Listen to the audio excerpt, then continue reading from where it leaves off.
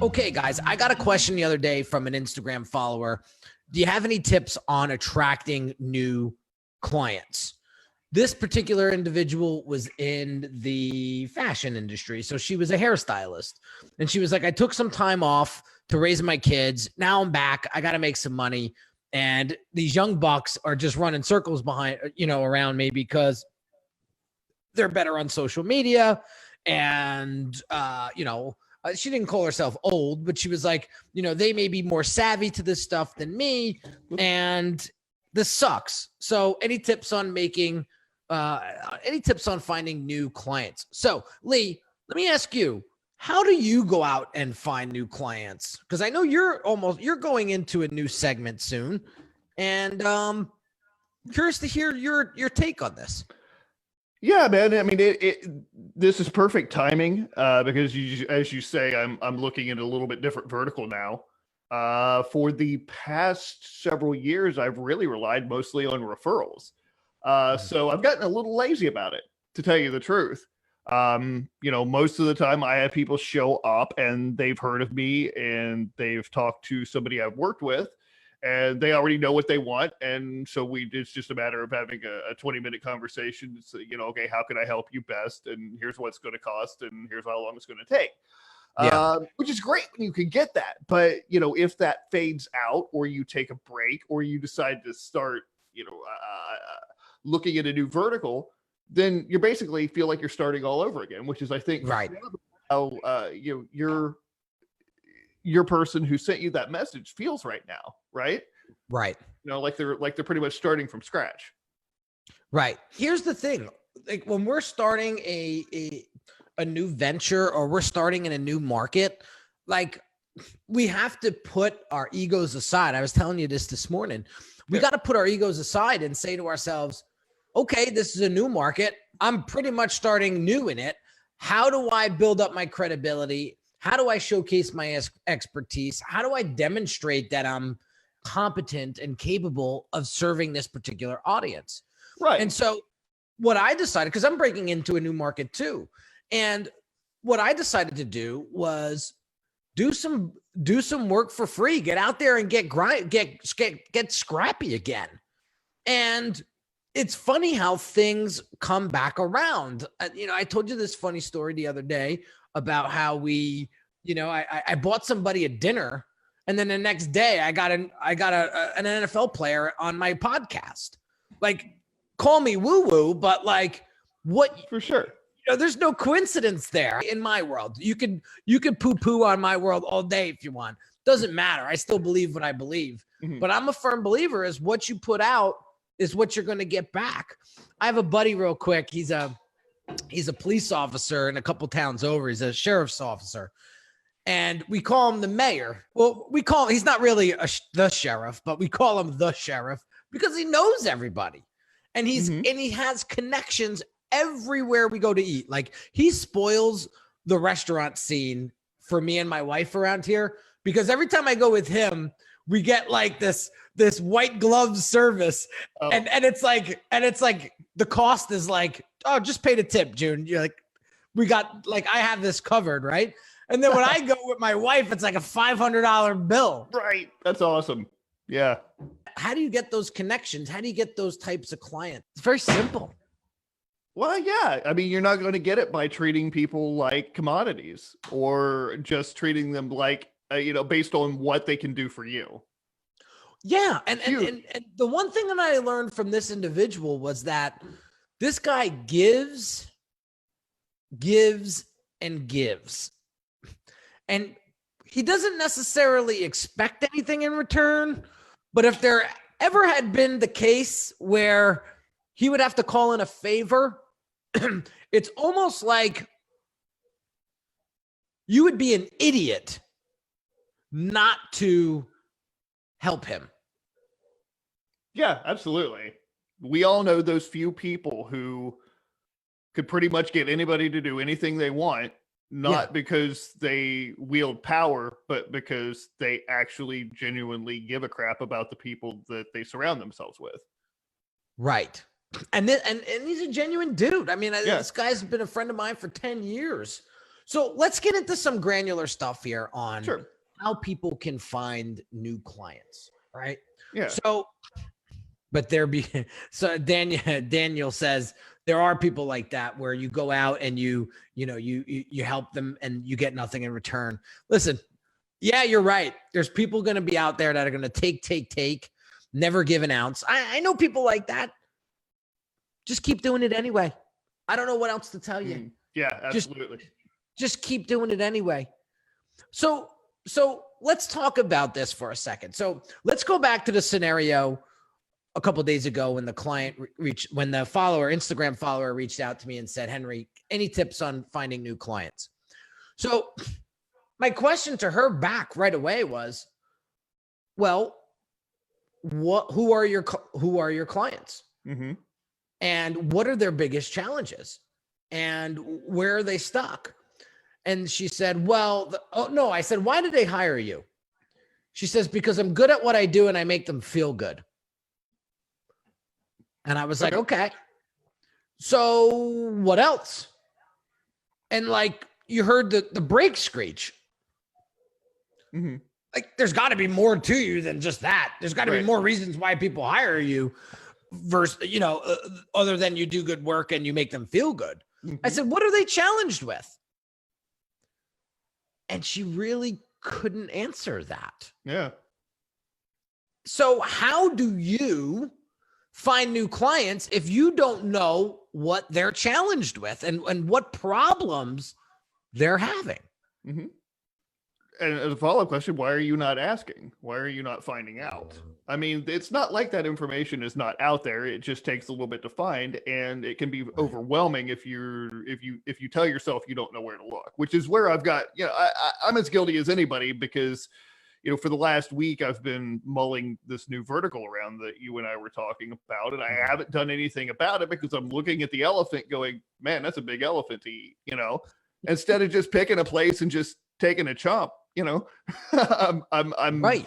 worried about the whole damn thing. Right. So you're a pro at research. Mm-hmm. Like I envy your research capabilities. So let's just use this case for now, right? Mm-hmm. You're a hairstylist that's trying to get new business coming in because I don't know if you ever, I haven't been to a salon in a long time. Well, neither has Lee. But what I will tell you is it's cutthroat. Like it's every chair for themselves. Mm-hmm. Like you eat what you catch. Like that's the bottom line, right? For sure.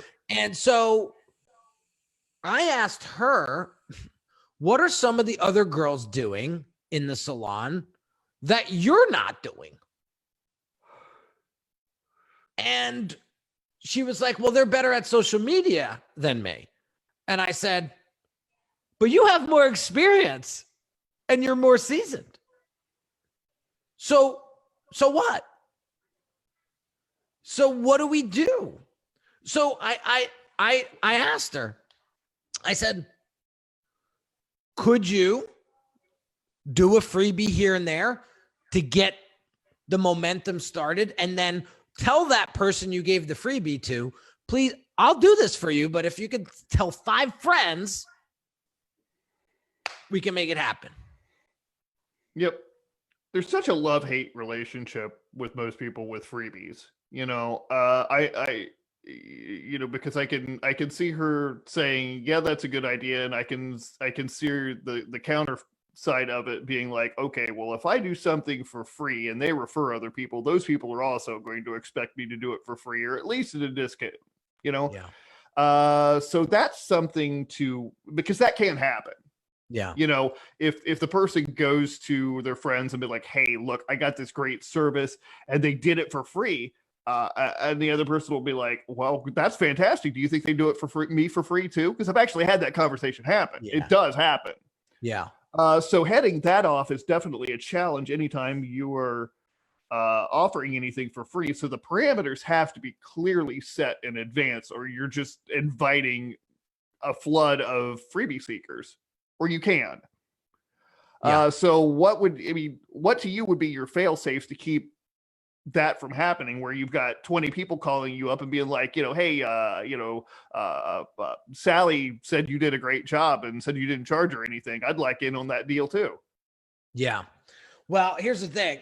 What I would say then is a couple of things. Here's a couple of things. One, if somebody said something like that to me, I would make a joke out of it, and I would make sure that I was smiling when I said it. But I would say, listen, if I gave all of my service away for free, I'd be a charity, not a business. So there's some communication here on Instagram. She's in the salon industry, and she said she should also offer a standout service that makes her different than the rest, like a signature wash or treatment or something like that. That's a phenomenal idea. Yeah, that's a phenomenal absolutely. idea. So how do you differentiate, yourself from all the other hairstylists? The other thing she said, VS Sweet said, she definitely, even though she's seasoned and veteran, she definitely needs to be on social media to learn how they're leveraging the new, the platforms and how they're posting. When I went to this individual stylist Instagram account, every single post of hers is just a picture of somebody's head that she cut. Okay. Style, right? Yeah. I think that there's a huge advantage of posting your work. However, if that's all you post, then what makes you different than any other stylist? That's exactly right. And I say to look at what other stylists are doing to figure out what you can do differently. And I would say, yeah, get on social media and see what other people are doing, but then how do you do it differently? And if you're at the end of school, everybody's going back to school, and you've got moms, how do they want to feel? Because they felt like fucking servants all summer. They've been run around ragged by their kids, right. Going to petri dishes of playgrounds and pools and whatever, depending on how old your kids are. When those kids go back to school, you want to look fine. I mean, you want to have a whole total refresh and feel like $1 million. And part of that would be going in getting in a cut, style, color, whatever, and just being pampered for a day. That's feeling, that's changing the way they feel, not just the way they look. Yes. And something tells me that this particular person has a great personality. I think to be a hairstylist, you have to have some sort of personality to actually survive in that industry. So leveraging your personality to, gain more clients too is a whole different story and a whole nother ballgame. What I want to share with the audience is this. I think we need to stop being so lazy with figuring out creative ways to land new clients. Yes, we always have to advertise, whether it be on social media or billboards or print ads or whatever the case may be. Yawnsville, that's a must, right? That's a must. What I'm saying is, how do we creatively get into people's lives, right? So I was talking to you, Lee, this morning about a lot of my clients or future clients have these foundations and charitable organizations that they've founded, right? I would be much more prone to spending a couple of grand investing and supporting their charity to start a relationship with that person than I would be, spending that kind of money trying to force feed ads down their throat. That's the creative part of marketing that I think we're forgetting, picking up somebody's tab without them paying attention, right? Things like that, we have to start thinking outside the box. I mean, think of lumpy mail. People don't know what lumpy mail is, but the folks that don't, it's sending somebody a package that has something lumpy in it so that when they open it up, they're like, oh shit, I wasn't expecting this. And then have some funny tagline that goes along with it.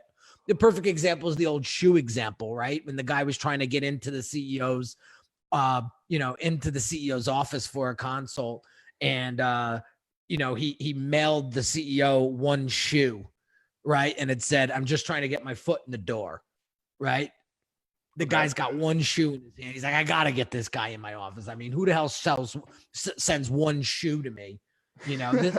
I got to give him an A for crack. I got to give him a shot just for the fact that he's trying here. Right. Was it a new shoe?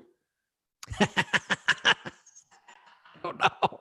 I mean, because I can see going to go to the thrift store, like picking up 50 pairs of shoes and mailing them out to 100 people, and then you get 100 people who are mad because you sent them a dirty shoe.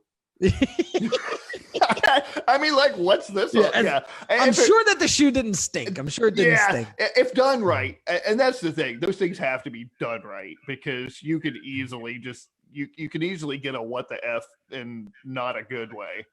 Yeah. So it really does come down to knowing who you're talking to, knowing who you're trying to get the attention of. Yeah, exactly. So Santoro Design here says, I want to get your opinion on this. Aside from the social media and digital marketing being a huge part of companies' marketing strategies, what are your thoughts on print marketing and advertising? Lee, you want to give that a shot? Everybody says that direct mail's dead. It's horribly expensive. It's time consuming, and it can work like magic if you know what you're doing. I spent a couple of years doing copywriting for a direct mail firm. I mean, and that was really my thing going in, was just like, really, people do this anymore? And I learned a lot about what's working, and it can work. It's just, the gimmicks are a big crapshoot. I mean, again, if you know what you're doing, and even if you know what you're doing, it can fall flat. You definitely have less clutter, because I get 400 emails a day.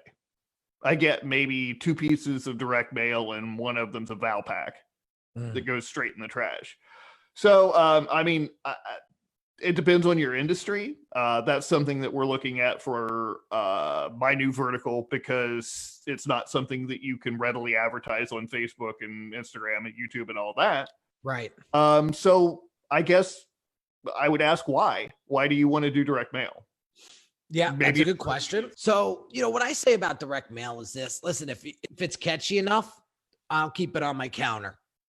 I've heard stories where people send out direct mail with a $50 bill attached to it. Right? So it looks like there's like money flapping on the card, on the actual postcard.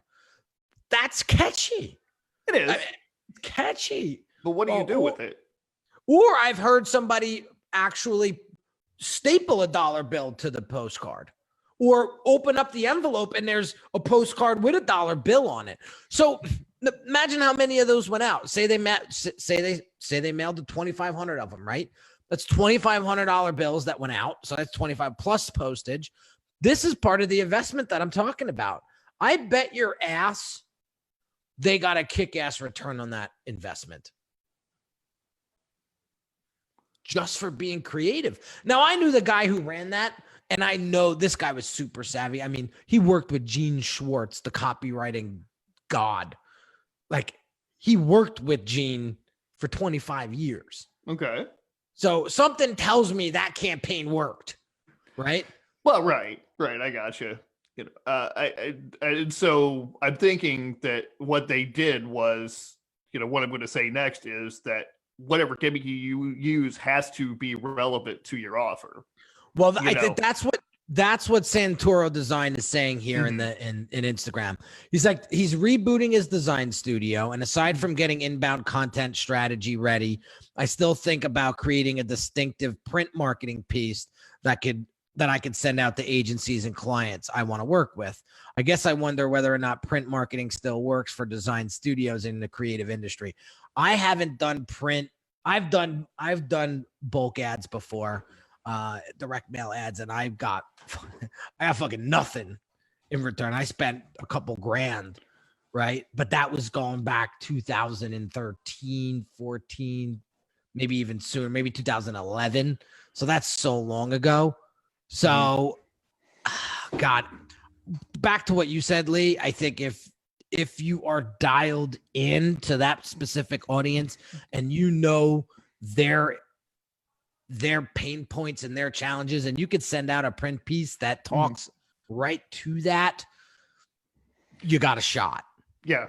Yep. I'm going to pull back. I'm going to pull something out of a conversation that we have back when I first published as the Avatar Immersion Method.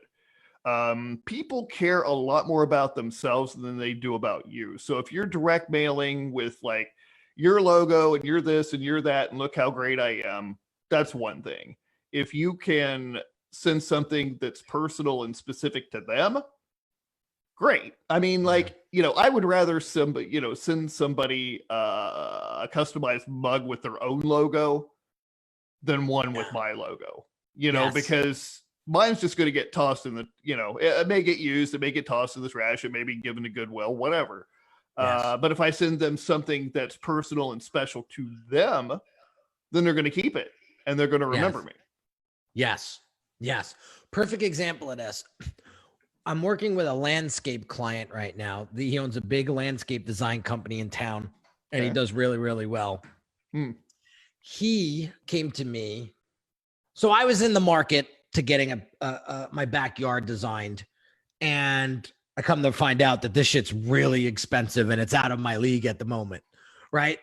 But as I began the conversation with this individual and we were going back and forth in email, he, I guess, caught my signature and he caught my website and my signature. So he went to my website and checked it out. A couple days later, I get a text message from him and he says, this is aside from the conversation we're having about your backyard, but he says, I think you can help me with some of my issues with my business. When can we set up a time to talk? Nice. So we get on the phone and I asked him, what made you reach out? And this is his exact words. When I got to your website, I felt like I was communicating with a human, not a business. So he said, Henry, you did a great job with humanizing your business. So I think if you want to find new clients, and the guy turned around and came into the Brand Accelerator program, $10,000 investment, and we're going to do some kick-ass shit for him later on. But the point is, I'm a firm believer, if I stop putting out content, I stop doing this stuff, where's the humanization of my business come from then? Am I going to have the same success that I've been having over the past couple of years if I just turn all this off? And the answer is no. So my question to you guys is, if you want to find new clients, how do you humanize your business in a way that gets them to say, wow, I trust this person. I feel like this person can help me. I feel like they really care. Let me ask you, what does it mean to you? What makes you look at a website or a social media profile and think, wow, they feel really human? Give you a perfect example. So I'm doing a lot of research now for this particular client in the landscape design industry. And I ironically, last Saturday, I get a postcard in the mail from a competitor of his, right? So I went to the website because there were some stunning photos of some of this company's work. And I was like, you know what? This is perfect timing. I have to do my research anyway. Let's start with this company. So I go on the website and there's a handful of videos on the site, right? So I watched this. So it's a father-son business, right? They work together. So that's great. I think that's cool. I'm watching the video and it's the father speaking all about himself and his backyard and how he goes there to like disconnect, and it's all about them. Right. Like, it's all about them. It's not about how they can help me feel that way. Mm-hmm. So there was a touch of personality and personal touch there, but they kept saying I in their conversation instead of you. Right. Exactly. So I think if you just change that one aspect of your marketing from I do this, I do that, I do this, to you can benefit from this by XYZ, right? That's a completely different feel. So I've started doing this a couple months back, and I see a huge difference. And so that's how you humanize it. You take the focus off of you and you put it on them, and you share with them, or even better, get your clients to talk about you and go that route. I don't know if you ever heard of a guy by the name of Ken Carey. Guy's been around for 30 plus years. He was big in the infomercial space. He still is. He's still it. But he's worked with people. He was just on the podcast 2 days ago. For those folks who haven't listened to the Brand Doctor podcast yet, subscribe now. I'm telling you right now, you're going to get your mind blown, because it's not just branding stuff. It's true life shit that's going to make your life better in all facets.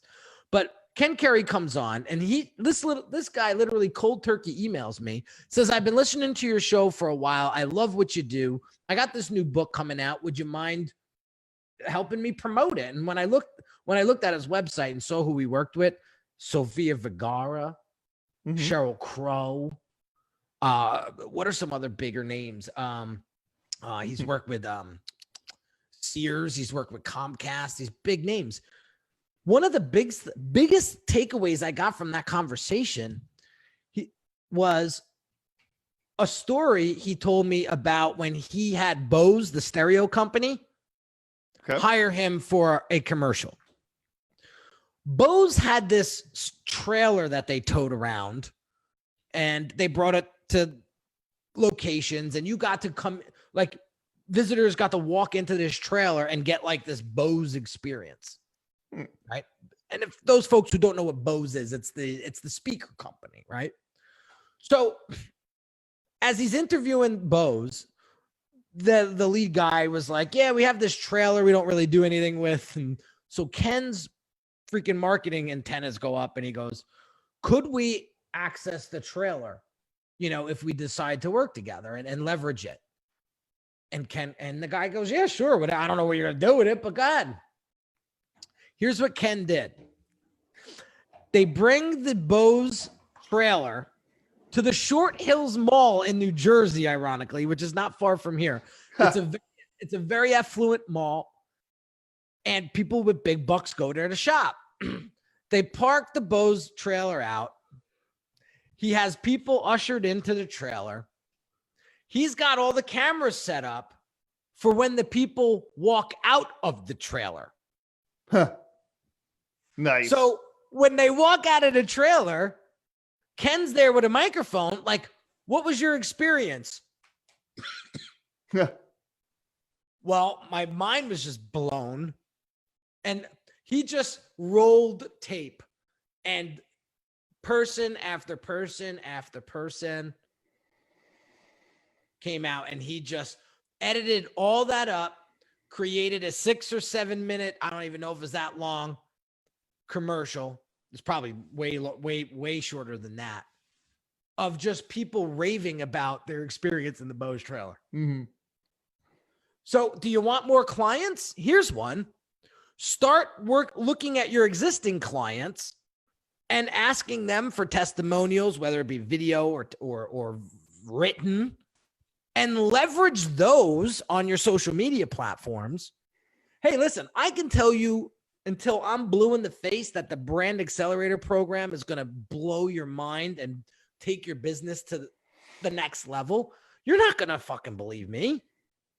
You're going to believe all my clients, though. So what I tell people that are on the fence, go to Google, type in Henry Kaminski Jr., and look at the 56 reviews that are there. Let them talk to you. And if anything resonates with you, with what they said, then let them convince you, because I'm not here to convince you. I don't want to convince you. I can't convince you because I'm too close to the business. So if you want to find new business, leverage your current customers and ask them for that testimony and see what happens. That was huge. Yep. It's been around for decades. It is, and remember that people hang around similar people. I mean, you know, the old thing, the saying of you are the 5 people you hang around with, or, however that goes. But successful people are like that. And so if you have a client, you have access to more clients. Right. Realistically, because like they're not hanging out with people who are not your clients. I mean, some of them, sure, but some of the people that they're going to hang around with are going to be as successful or more successful than them, if they're worth their salt. Sure. And there's your next client. That's it. Potentially.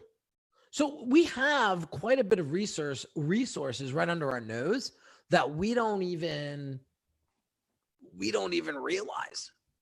And that's why I wanted to do this live with you today, to kind of have that conversation, is because I can promise you, everybody that's either watching this on Facebook or Instagram and soon to be YouTube, like, you have a tremendous amount of resource sitting right underneath you. How do you need to take a time out and say, all right, what am I working with here? And how can I leverage these? And if that means you got to hire somebody like me or Lee to help you sift through all of that, because we can see things that you can't, then so be it. But if not, then you got to figure it out on your own. And that's where I think a lot of people get stuck, because they're like, well, I'm not a marketing genius. I know how to do hair. So just, I'll hire you. You tell me what to do and I'll do it. I mean, that's where I've seen the best result. And that's how I've gotten so far, so in such a short period of time. But, to each his own. But have you ever met somebody who improved their lead generation abilities by complicating them? Has anybody ever got more clients by complicating their lead generation systems? Yeah. I never have. I complicate things all the time, because every damn time I turn around, there's a new shiny object, Ooh, look at this widget. Look at this add-on. Look at this, software. Oh, I got to have this. I got to try out this subscription. Yeah, I think you can. Yeah, go ahead. Finish your thought. Can doesn't mean you necessarily should. The simplest way to get clients is the best way to me, the best way to get clients. And we all try to overcomplicate it because people tell us we should. Yeah. It's so funny. Ken Carey's actually watching us on Instagram. Oh, he must have just came on. What's up, man? Ken, I was just telling the audience the story about the Bose. Yeah. The Bose experience. That's awesome. Right? So simply brilliant. Yeah, it was awesome. So, these are the things that I truly believe, if you can do these things, you will find more clients. And I'll tell you another example. So every month I meet with my mentor, and I was explaining to him how we have this new site launched, and we're really being aggressive with really making the connections that we need to make with this new market, and, building those relationships. And this is in the pro athlete industry and in the sports industry. And what he said to me was, he was like, Henry, these folks have been wooed by the best of the best. That's true. So money is not going to impress these people. Okay. They're getting money thrown at them all the time. Right. What is going to really impress them is the creativity that you come up with to create that relationship. And so this is where I said to myself, you need to get more involved and this is going to take more time. It's going to take more energy. It's going to take more effort. But you don't have to contribute to all of them. But if you find a charitable organization that touches your heart, maybe you commit, maybe you don't donate any money and you just volunteer. I know there's such a deficit of volunteerism these days. Just get out there and give them your time, because that's your most valuable asset anyway. Right. So that's the issue. And so I said, why don't I do more of that? Right. And Ken makes a good point. You know, when you're out there trying to find new clients, you got to first find their problems. Yeah. And then solve their problems. I think that's the biggest. He puts solve here in caps. Yeah. He's dead on. I mean, you have to be able to solve that problem. Yeah. I talked about it yesterday on Facebook about how so many of us have this mentality of kindly let me help you or you'll drown, said the monkey, putting the fish safely up a tree. You know, it's that's how we are. We've got the solution, man. And it's like everybody needs it, whether they need it or not. That's not how this works, man. Exactly. And I think once people see the value in you, which that doesn't come by itself, you have to prove that and you have to provide that. Mm-hmm. That's when people are going to really start to say to themselves, Henry, I believe that you can help me and you've come into my life at the right time. What do we need to do to move forward? Like, it's funny. I don't really handle objections anymore. It's odd, but it's not odd, because then I say to myself, I'm doing a hell of a job, and I'm not patting myself on the back here. This took freaking 13 years to figure out, and I'm still trying to figure shit out. So I don't want you to think I'm getting on this pedestal here. The point that I'm going to make is, I almost lost my train of thought. The point that I'm trying to make here is this. The more you give, the more people are going to see how much you care. And I think that's what people get tripped up on. And they don't want to give. They just want to take. And I learned the hard way, dude. I was like that for many, many years. You heard that story a dozen times already.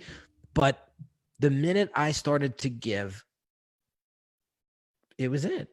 You know, it's a completely different relationship you have with people. And there's going to be times where you feel like you shouldn't give anymore because you're getting taken advantage of. Yeah, for sure. And my response to them is this: you're giving to the wrong people then. Because the people that truly appreciate you, they'll give back. Right. They will. You won't know when, but you'll get it back in other ways. And you have to just take a time out and say to yourself, thank you. And just look up and say, thank you. Because that's how life works. So, you know, if you're in business to take, you're in for a rude awakening. I want to recommend this one thing. I got like 4% on my freaking phone, and I got to bring my wife to the airport. And so it's a crazy afternoon. So the one thing that I want to recommend for anyone watching and listening is go to Netflix and just type in Clive Davis. It's a 2-hour documentary of Clive Davis. Do you know who Clive Davis is, Lee?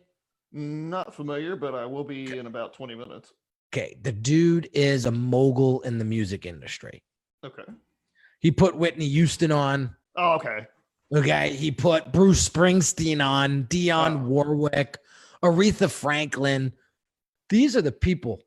Maroon 5. He brought Santana back. Oh, man. So he's spanning Motown to relatively recent. Dude, the list goes on and on. He funded Bad Boy Entertainment. He basically gave Puff Daddy the money to get started. Okay? Wow. Okay. Here's one thing I learned about Clive Davis. He wanted to make you famous. It wasn't about him.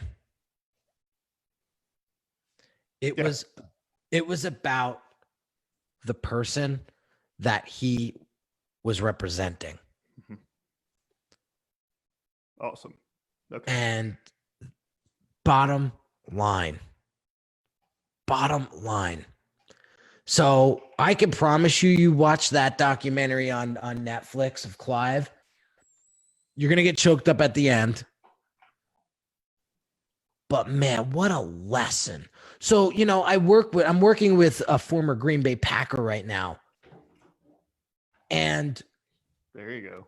I just want to help this man do what he wants to do with his business. And I will do everything that it takes to put this guy on.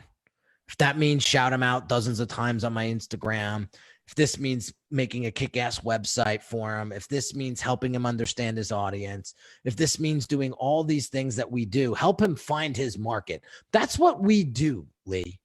And I don't think people, right? We help people find their market. Yep, that's exactly right. And everybody needs that. I need it. You need it. We all do, because we all have our blind spots when it comes to that. And that's why you hire professionals like us.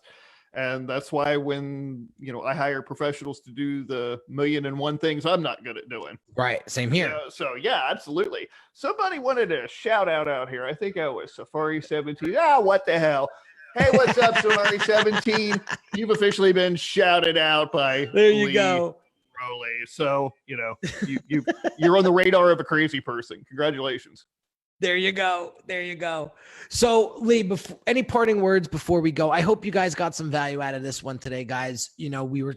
This is a candid conversation, but I'm sure you got some nuggets out of this about how to develop relationships and find new clients. Lee, any parting words? Just don't put the burden of yourself on yourself of thinking that you're going to get it and that's going to be it, and it's going to be smooth sailing for the rest of your life. Look, there are a lot easier ways to make money than the way you or I or anybody listening is doing it. There are a lot of, there are times when I wish I could just be a labradoodle and punch in at 8 and out at 4:30 and not think about it the rest of the time, but that's not how I'm wired, or you or anybody else is listening. Right. It's constant reinvention. It's constant creativity. It's constantly finding out what's working and finding out what other people are doing and finding out how to differentiate yourself from that. It's an ongoing thing, but it's rewarding if you care as much about the results you generate as the money you generate. Yeah. Really. Yeah. And if you don't care about those results, if you're not creating those results and you're just in it for you, it will drain your soul fast. And I know, because I've gotten caught up in that, man. I love that, dude. I love that. I appreciate that so much. And I will add to that is this. If there's anything that I learned from that documentary is, and this is something where I think Clive and I, we share. Yeah.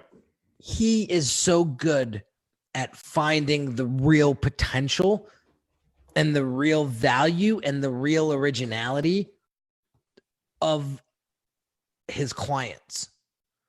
And so for any service-based, company that's watching or listening, or anybody who works with people, right? I think it's a talent to be able to find that nugget of gold inside of your client and pull that out of them.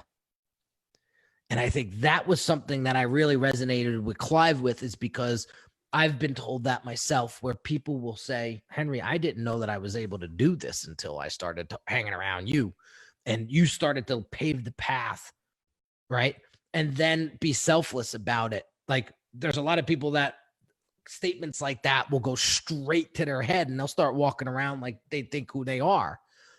I want you to take that energy and put it back into your clients, reinvest that energy and those great words of appreciation, and give it back to your clients.